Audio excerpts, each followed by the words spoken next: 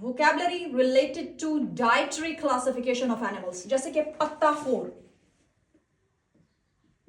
फॉलीवर्स। Word का मतलब होता है ना ईटर, खाना, तो पत्ताखोर फॉलीवर्स। गोश्तखोर जानवर इसे कहते हैं कार्निवर्स। सब्जीखोर जानवर, घास वगैरह, सब्जी वगैरह खाते हैं, हार्बीवर्स। हम्माखोर जो गोश्त और सब्जी दोनों खाते हैं, ओमनीवर्स। मुर्दार खोर जानवर जो मरे हुए जानवरों का गोश्त खाते हैं, स्कैवेंजर्स। गिद्ध वगैरह, लगर वगैरह जो खाते हैं। कीड़ा खोर जो कीड़े खाते हैं, इंसेक्टिवर्स। मछली खोर, पिसीवर्स। खून खोर जो खून चूसते हैं, सैंग्यूवर्स। दानाखोर, ग्रैनीवर्स।